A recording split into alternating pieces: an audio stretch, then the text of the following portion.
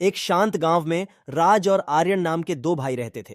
बड़ा भाई राज मेहनती और ईमानदार था, जबकि छोटा भाई आर्यन चतुर था और अक्सर शॉर्टकट्स अपनाता था। उन्हें अपने पिता से एक छोटा सा खेत विरासत में मिला, जहां वे दोनों मिलकर खेती करते थे। राज मेहनत में विश्वास करता था। वह मिट्टी को सावधानीपूर्वक जोतता, सही समय पर बीज बोता और यह सुनिश्चित करता कि फसलें अच्छी तरह से सिंचित और कीड़ों से मुक्त रहें। दूसरी ओर आर्यन आसान रास्ते खोजने की कोशिश करता। वह अक्सर आलस करता और कठिन कार्यों को राज पर छोड़ देता और स्वयं पेड़ की छाया में आराम करता। आर्यन के इन आदतों से तंग आकर राज ने अपने हिस्से के खेत को अलग कर लिया और अकेले मेहनत करने लगा।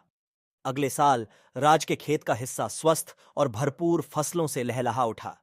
वहीं आर्यन का आधे से ज्यादा हिस्सा बंजर रहा। गांव वालों ने राज की लगन की तारीफ की और उसे भरपूर फसल का इनाम मिला। आर्यन अपनी असफलता को समझते हुए पछतावा तो महसूस करता था, लेकिन मानने में संकोच करता था। एक बार गांव में भयंकर सूखा पड़ा। राज ने अपनी मेहनत और योजना से इतनी फसल जमा कर ली थी कि उसका काम चल सके, जबकि आर्यन के शॉर्टकट्स के वजह से उसके पास कुछ भी नहीं बचा था। भूख से हताश होकर वह राज के पास मदद मांगने आया। आर्यन की पिछले आलस्यों के बावजूद राज उसकी मदद करने के लिए मां गया।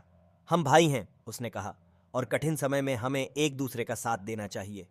राज की उदारता से गहराई से प्रभावित होकर आर्यन ने अपनी आदतें बदलने की कसम खाई। उस दिन के बाद आर्यन राज के साथ मेहनत से काम करने लगा। मेहनत और ईमानदारी का महत्व सीखते हुए साथ में वे समृद्ध हुए और उनका रिश्ता पहले से भी मजबूत हो गया।